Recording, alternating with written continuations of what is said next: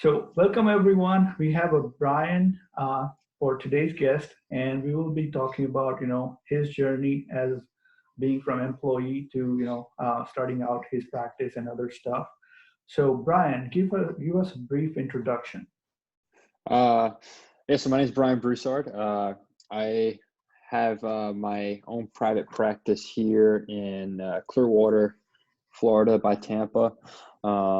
And I treat mainly golfers and runners, a cash-based practice. Uh, it's been in practice for about a year and a half. I've only been out of school for coming up on 3 years, which is kind of crazy. Time kind of flies. But yeah, so that's kind of where I'm at right now. That journey to get here was interesting, which I'll talk about here in a sec. So I'm gonna take you all the way back, PJ, or you want to? Okay, yeah. Start from the day you graduated. Walk us through your Okay. journey. Yeah. So here's the journey. So I went to University of St. Augustine Mm-hmm. in St. Augustine. I always knew that I kind of wanted to, even before going into school, to PT school, I kind of knew that I eventually wanted to start my own practice someday, but I didn't know really how to get that done, when I would do it, what I needed to do in order to do that. And then going through school in front of me, like I really remember one particular class, actually. It was a business class, like one of the few, like the only business class we've ever had in PT school. It's like a joke. It's probably the same across all campuses and all schools. But we actually had somebody come in who was a private practice owner. And I remember like vividly, this was like we were coming upon our graduation. We were like very well into the program. And I was kind of starting to think about what I was going to do, like my opportunity after school, after I graduated. And had a private practice owner come in, and he basically said to not go into private practice. He was basically like telling all our students how bad it was, how tough it was, how why you shouldn't do it. And it was like, are you kidding me? This guy's actually saying this, all these to me, and including all my classmates. Like, so it was very interesting to hear that perspective. Knowing what I know now, I just laugh at that moment in time, because I know how ridiculous that is. But so I eventually I wanted to do outpatient. I wanted to do sports. I didn't really know what this cash thing was. I heard about it a little bit. My first job out of PT school, I had an internship in Virginia at this cash-based clinic, all triathletes, all sports, and they offered me a job, and then I took the job, and because it was like an awesome opportunity. Not many people get that opportunity, because I knew I did not want to go to a place where I was treating 2 people at a time, seeing like 20, 30 people a day. Like I didn't want that. Even 15 people a day, I didn't want that. So I hopped all over this and moved to Virginia. I've never been up to Virginia before. Took a huge leap of faith there. Just going up there. My brother was up there as a physician. That's how I heard about it. So that was all well and fine. Learned a ton. It was awesome. Got like really used to or really enjoyed just seeing clients one-on-one for a whole hour. Really learned the certain aspects. I kind of got my toes wet in the importance of actually sales and pitching an offer to a client, because it's totally different than whenever they don't have insurance, or when they do have insurance, as opposed to if they don't and they're paying cash. There's a whole lot of selling going on. You have to be able to sell stuff. So it was really cool to see that and learn the process of that. And I picked up some little nuggets there. So going through that, I started to, let's see, where I want to take this. So I had a guy, whenever I was an intern at this place, and this guy had just gotten hired on, or he was like in the process of like a probation period type deal, where he was like, see if he made the cut, basically. they're pretty strict on who they let in to their clinic. And well, this guy actually didn't make it. So he worked there for like a week or 2 weeks, and he just, they parted ways. And he was only like a year older than me at the time. Still is. So he, whenever I came back to work there, he was like in the process of starting his own practice. And I was like, oh, okay. Like, that's pretty cool. Kind of started to think about, like, he's only a year older than me and he's starting a practice. So like, started to pick his brain about what it took, like, what did he do?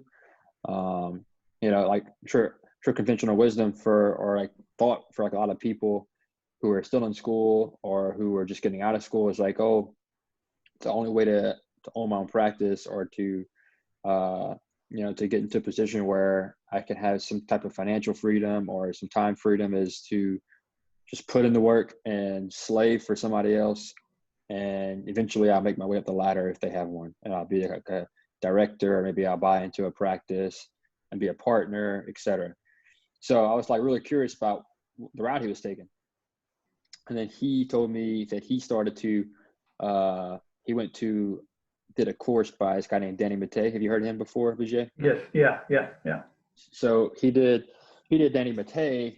And at this kind of point in time, like, I was already starting to, like, I was getting curious. So I started to, like, on my drive to and from work, I would listen to podcasts. I started to look up, started to join like cash PT groups because I knew I wanted to kind of do cash. I did not want to go back to insurance. To this day, like, I don't know what's going on with insurance. Like, if I went to a clinic with insurance, I would be totally lost because I just don't want to deal with it.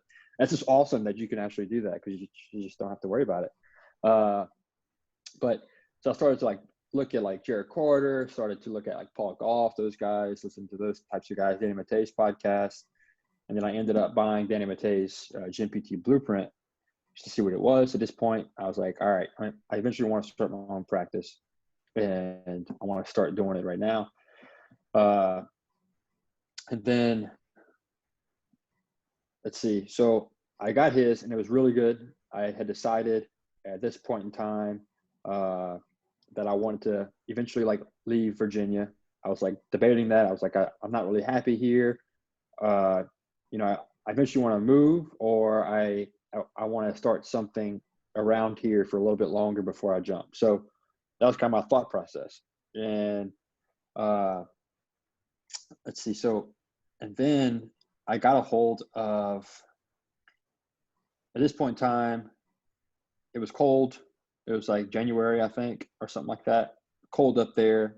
I'm from Louisiana, so like I like the hot weather. I went to school in Florida. I like the beach. So I was like having like some serious like depression because it was cold and I wanted to go back to the beach. So I see an ad on my Facebook page and it was Greg Todd. Greg Todd, right, BJ? Yes. So I saw Greg Todd. It was him. It was just like, this Jamaican guy walking on the beach. He got palm trees in the background, and that caught my eye. I'm like, boom! Like, what is this guy? And I started hearing him talk. I remember the ad like it was yesterday. It was like him and his wife Carrie walking on the beach in front of the Wyndham, and I was like, wow, that's pretty cool. Like, I know exactly where that is because I visited here plenty of times before. And I was like, man, this sounds like really good. Like, I'm kind of interested in this. So he was pitching his SSPT Live conference, which is now SSHC. It's a whole other conversation. But I was like, man, I think I'm going to go to this. And I signed up. Me and the guy who was like 1 year older than me, who was in his business, we both signed up. I was like, hey, I'm going. And I didn't tell like anybody that I worked with because I didn't want, like, it was like a touchy situation. I didn't want them to fire me before I was ready to go. So like I went, took a chance. And this is like right after I did Danny Mattei's course. And I went and I was like blown away, like completely blown away, filled with like inspiration, motivation, like confidence that I could do it. So after that conference, I ended up going into Greg Todd's course, which taught some different things than Danny Mattei's. They're both good courses. But so if you, so basically to kind of like put it into perspective, I am my first year out of school, and just to, 'cause I think people have like they get funny around money when they start talking about money. And just to let people know, like in my first year, I did Danny Matei's course, which was $1,000. I did Greg Todd's course, which was $3,000, plus the SSPT live event, which was like probably $1,000 for travel and stuff. I did 2 TPI courses because I had like such a conviction that like I had to start my own practice. So it's like a guy a year out of school, I don't have a lot of money in the bank, you know? Yeah. So I invested a lot and I took a lot of risk. So fast forward, boom, I moved to Clearwater, and I decided I want to go to Clearwater. I was going for golfers. That was part passion and part business, like for business too, because golfers do have that income that they can expend. They don't mind paying cash. It was like a good business decision. So I ended up picking Clearwater to start out with, and that's kind of where I am right now. There's more to it on the other side of things, but that's kind of where I am right now. So let me hear. So have you done insurance or not at all? Never touched it. Never touched it. Or like, Never have you worked in a clinic who took insurances? Well, so yes, as a PT tech, whenever I was in LSU, I was a PT tech. But as a PT, I had an internship at a practice in Virginia, another one that was insurance. So I had like 8 weeks with them. But besides that, never. But I know how it's operated. I know the difference. Okay, I'll scratch your brain on that and see. I'll scratch your brain on that and see if you pass. Yeah. Okay, so let's talk about your side hustles. Like, do you have any side hustles? So no, not necessarily. Okay. I wouldn't call it a side. Well, yeah, I guess you can call it a side hustle. In my business, I'm full time in my business, my practice. Like, doesn't have to be like what you're doing right now, but maybe something that you are considering. Yeah. So something I would call a side hustle is affiliate marketing. So that is, I'm an affiliate for Greg Todd's programs. I'm a coach, my mentor for his program. So that's another stream of income. That's also a side hustle. Like it's not part of my practice, but it's part of something that I believe in. So I have to create relationships with other people and then talk to them about, hey, like if you want to start your own practice, if you're curious about financial and time freedom, this might be a good option for you because I went through it. And then if I get someone to sign up, then, you can get some affiliate payment from that. So that's something that's a side hustle. Besides that, like other ventures, like I eventually want to do my own coaching for golf PTs and golf clinicians. It's kind of like coming up. I do want to do that eventually. But that's just kind of one thing that's not happening right now, but it's in the back of my mind. Sure. Now, one thing we always talk on this episode is like, see, bad teaches you more than good, right? So talk about your bad experience that has motivated you to the point where you are right now. Like what you learned, basically, not a detail of that experience, but what was the moral of that, Yeah, no, I mean, there's so much that, there's so much, I could take that a lot of different ways.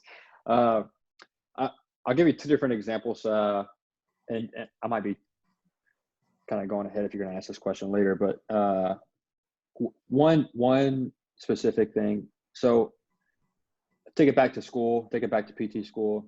If you think about PT school, what they teach you, what they groom you to be, they basically groom you to be a staff PT. And, that's kind of sad that you think about that, kind of the guy telling our class that you shouldn't go in private practice. Like you're never going to reach financial time freedom with working for someone else. You're going to have to create it by yourself. And,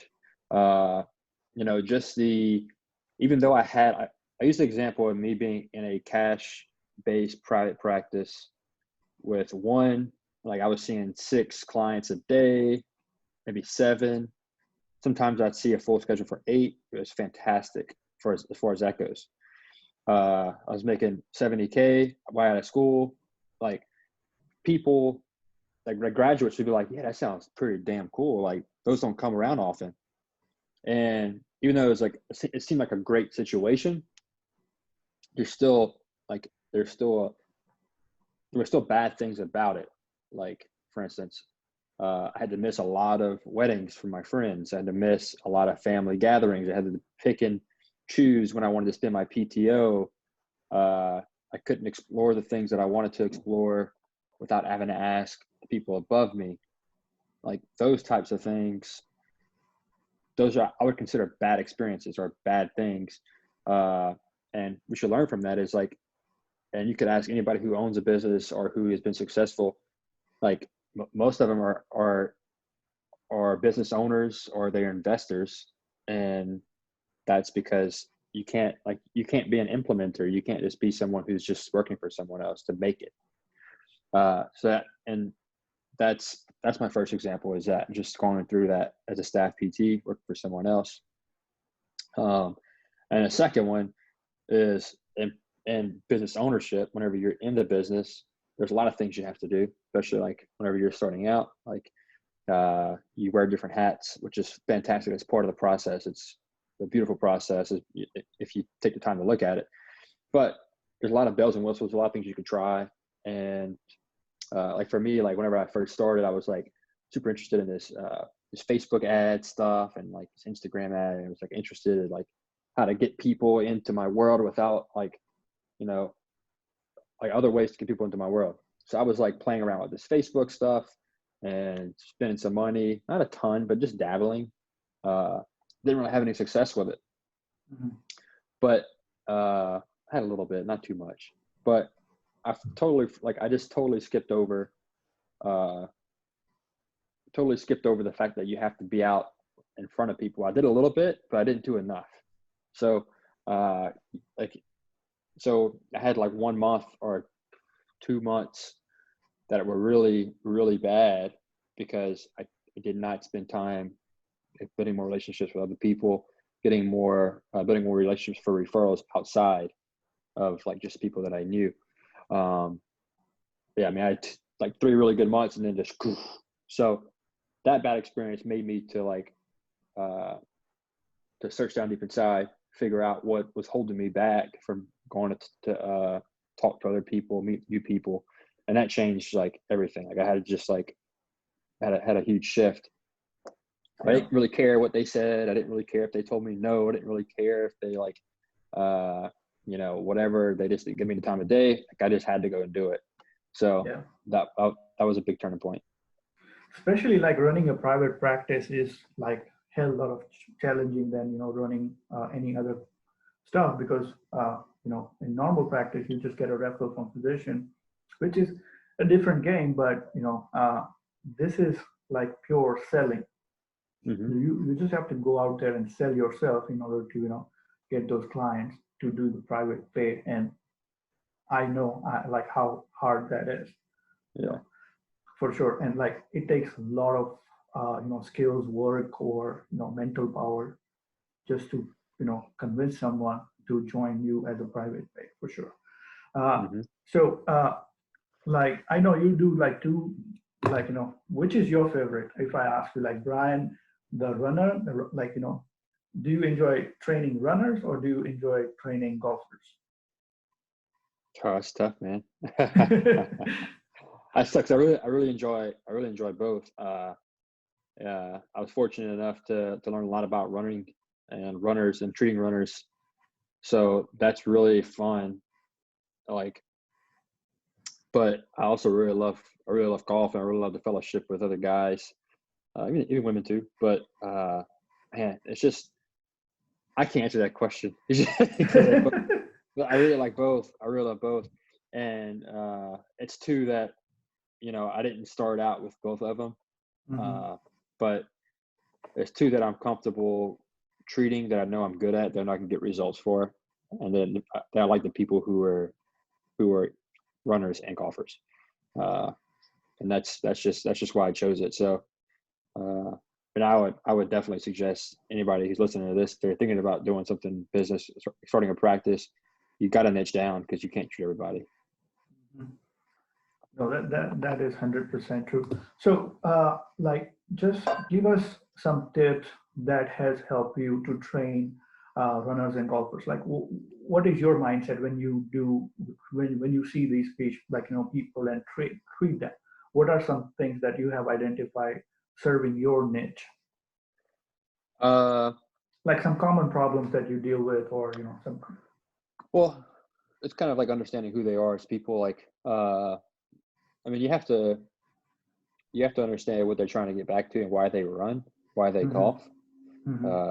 whether it's status, whether it's community. You have to know back like what's important to them. Some of the common things that I see with runners as far as injuries go, uh, I see.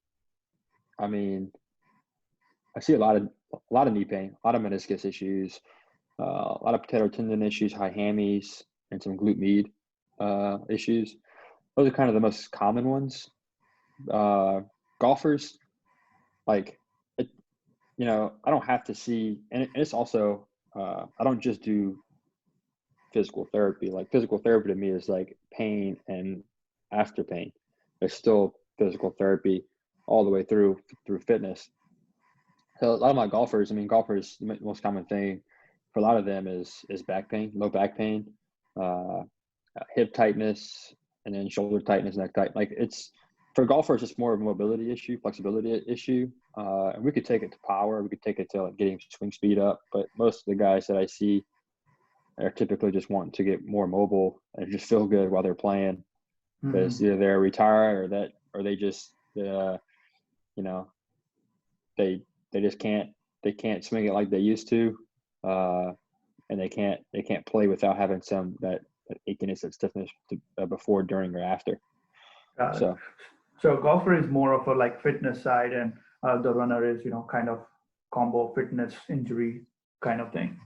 well, they're both they're both a combo. They're both a combo. Hmm. It's for me, it's always a combo. Like, and to be completely honestly, you're never gonna. I've literally, like, it's kind of one hand how many times I've seen someone where they're absolutely not in pain at all. If you dig deep enough, they have something going on, and they just don't want to tell you. It's not a big like red flashing light in their mind. It's like more like a yellow, but it's still a Hmm. problem. So you're still always like treating. That's kind of what the difference is between, like, to me, I think, is like a physical therapist versus a trainer. Is we get to like explore that a little bit deeper. We have that hat that we can kind of like use to to um, to put into our fitness, to put into our therapeutic exercise, our training regimens, etc. So that's kind of the biggest deal. They're both fitness and injury. Got it. So going back to the guy who was negative, so I feel a lot of relevance to that because 80% of the healthcare industry has been negative Uh-huh. because the way the payer system works, or like there's a lot of stuff to it. There's no incentive for performance, for being a quality, a player. Yeah. You still get paid the same amount somebody doing a crappy job, right? Uh-huh. So there's a lot of factory assembly line is going on where things are monotonous. There's no motivation. There is no feedback from patients and stuff. Whereas like private practice is totally different. Cash based, of course, you have to perform. There is an incentive for that, and stuff like that. Mm-hmm. But just being America, being a healthcare industry based on insurance, 80% still relies on from insurance sources like patients and stuff, and that's where there's a lot of negativity or whatever you want to call it, that the business owner suffers because insurance doesn't want to pay, or uh, like the number of visits that they're supposed to get, or the payment they're supposed to get after 3 months or 4 months or 6 months, Yeah. or sometimes a year, and they don't get those payment, and there's a struggle behind it running a business. So I see it a lot. especially like, in recent years where reimbursement is going down almost every year by 8%. Now people are barely making money out of it. Yeah. So, but at the same time, as you say, like, physical therapy for you is not just, when somebody's hurting, right? Physical therapy starts way before, somebody is having pain. So if we can treat at that level, then the complications are low and, the chances of recoveries are better and stuff like that, which is Right. not being explored by a lot of people. Mm-hmm. Like so many people, I can say that. And there's a mindset to it that is not being developed by colleges or, by community or whatever you want to call it. And I, that has, kind of motivated me to start this, interviews that to have people share the knowledge that, okay, this is what is out there in the market, there are different things people are doing, whether it's mobile PT or cash-based, helping golfer, runner, or, pregnant moms after pregnancy, pelvic floor, there are some PTs only doing pelvic floor. Yeah. Or they're crushing it too. yeah, and complete private pay, right? And they are making the same money what what they're supposed to make between 9 to 5. Plus, you have the freedom and the flexibility that comes along with the benefit of private practice, which is yours at the end of the day. Like the job, you get fired, you're done for the day. It doesn't matter. You spend 40 years of your life in that 5x5 cubicle, right? Yep. Terrible. And yeah, personally, like when I was the most frightening thing till today is seeing myself working in a 5x5 cubicle and not knowing what is happening out in the world, right? Yeah. So my journey, if I talk to you about it briefly, like I was in New York, same like you were in Virginia. I just happened to be there, didn't like it. I just got my first job, like when I graduated, I got my first job when I was doing my internship under the surgeon that I was doing orthopedic, and he offered me the job. And I said, okay, there's nothing else in my plate, so I'll take it. So I started doing a home health care in New York City. And I paid $1,500 just in parking tickets in 1 year. That's crazy. And like I was one of the very earlier adopter of doing home healthcare in New York City because the traffic and the parking is the biggest headache that will make you pull your hair. Oh, I bet. Any given day, I would spend 20 minutes just to find a parking to park my car, and I was like modifying my stuff, riding through the subway to do my home visit, and I did all kind of stuff. But at the end, I made good money, like easily 6 figures plus and stuff. But yeah, there was no satisfaction. Like why? There is a question behind your brain. Why are you doing it? Like what are you looking forward to? What is your future, right?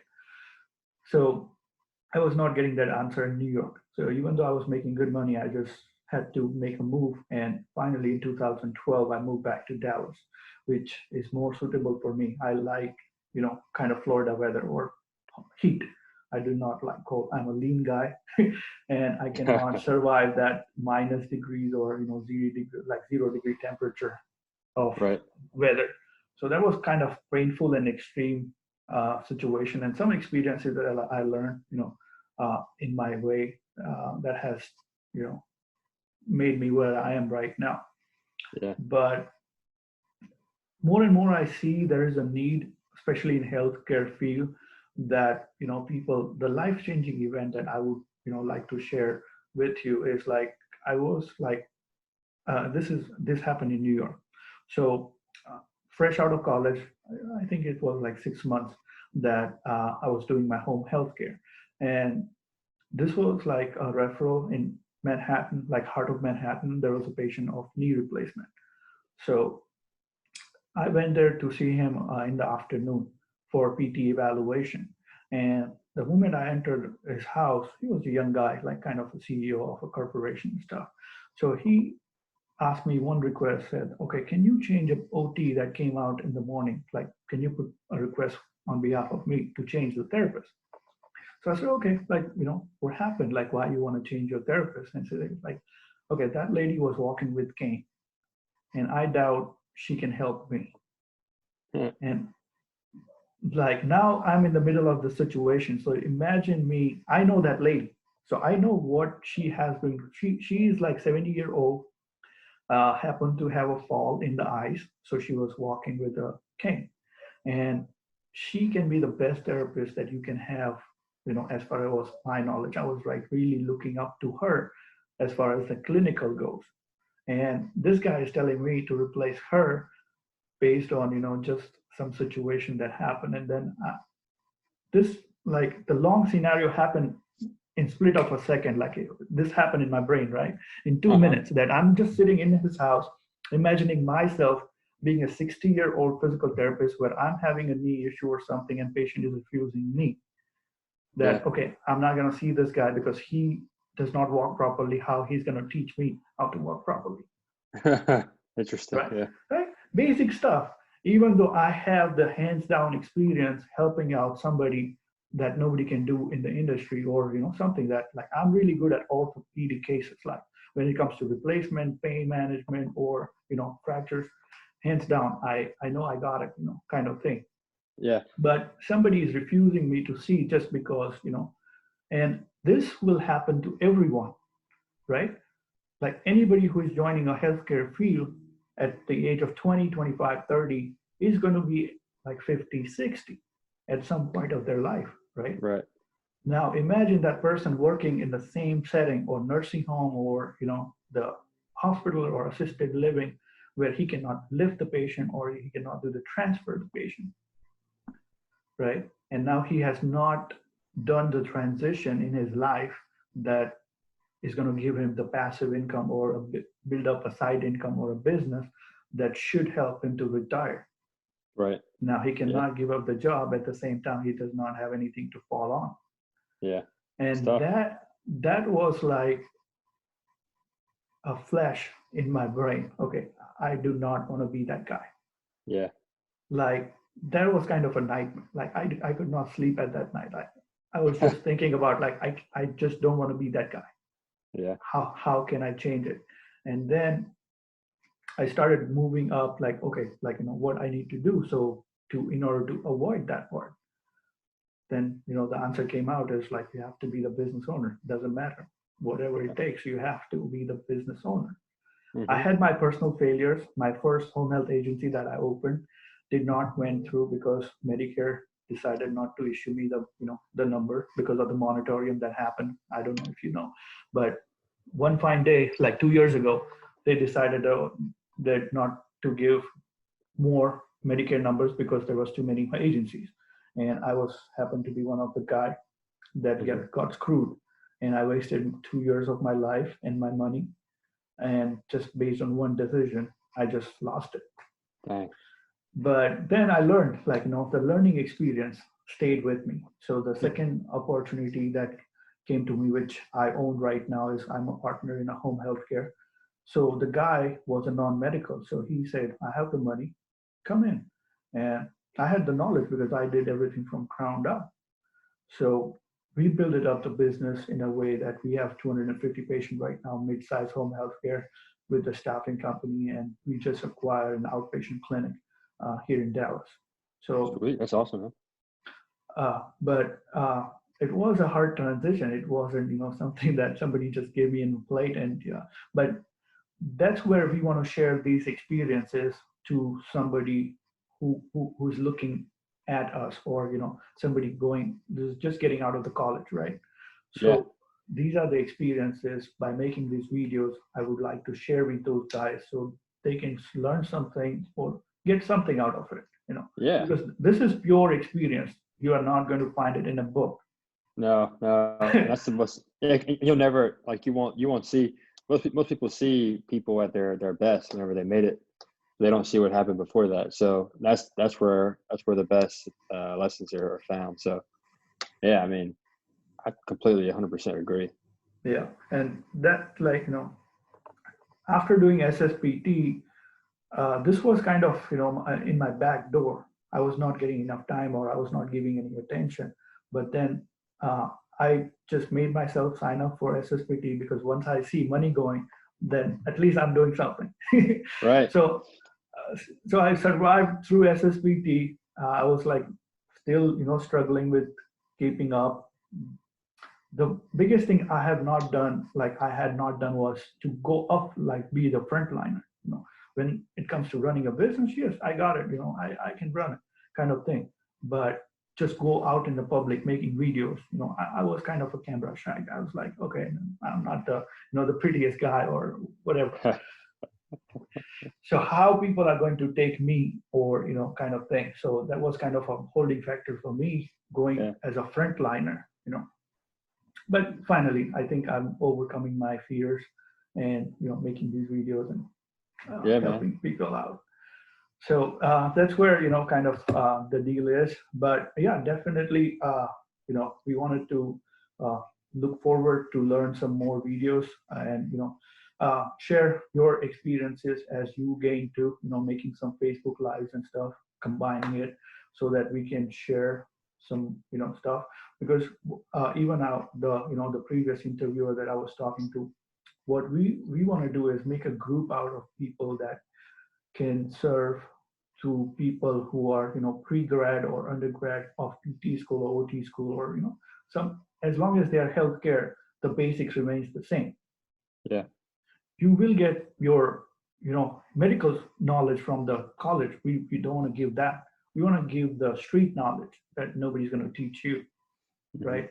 But you will need it, how to be the salesman, like like you learn.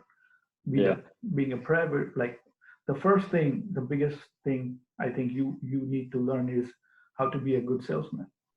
In order to be the private practice, right? Yeah. In order to live, in order to find a wife, in order to find a husband, you got to make friends. You have to sell yourself every single day. People don't think about that, but that's the nature of it. You go, whether you're in a bar, I wouldn't recommend finding somebody in a bar, but whether you're in a bar or you're on a concert or something, you're at an event and you go to meet somebody, what do you think you're doing? You're selling yourself, your looks, you're selling your personality, you're trying to get them to buy. Like each and every way of the way you talk or the way your knowledge is, because I think the smartness that we call, it comes from the knowledge that you have or the experience that you have, right? Now if I ask you, any given day, if I give you a golfer patient, right, that I got it, right? There's not going to be any hesitation, or there's not going to be breaking of words saying you should do this, right? Okay, you are confident enough that any given day, if I wake you up from the middle of night, you can handle it, kind of thing. But that has come from doing it over and over again, the same thing that has built up that confidence and the knowledge that is required to do that, right? All right. Correct. So, okay, so final words is is there any tips or advice you want to give to the newcomers or people watching this video? Oh man, there's so much advice. Jeez. I can give advice for another hour. Okay, we'll make another video. I think one big thing right now is, I was thinking about this the other day, especially right now with the COVID situation. Couple of things. You've heard Greg say this before. You have to find a way to get multiple avenues of income. Right now, I don't have a lot of income right now because I'm not seeing any patients in person. Yes. But I've also built assets. I've also built a online program for runners that didn't charge people to get into it, opened it up for free. So I still made some progress. I collected 40 something leads, their emails, their phone numbers. They're in my world already. Even though I'm not charging them, I have the ability to give them a service for free and serve them. Yeah. But if I didn't have that, I wouldn't be able to do that. So building an asset and then also having multiple streams of income, I don't have a lot of income right now. We're kind of coasting. We're trying to figure it out. Yeah. But because I do have that side hustle, that affiliate thing, I just got paid a couple of days ago for being an affiliate. That's a good amount of money that's going to help me out during this time. Yes. So if I was working for someone else and I got like laid off or I got furloughed, I'd have to file for unemployment, all that stuff. So that kind of saves me there. Second, since we're in COVID, might as well talk about COVID. If I was someone who was thinking about starting a business, or who maybe has less hours right now, who is in school, they're doing everything online.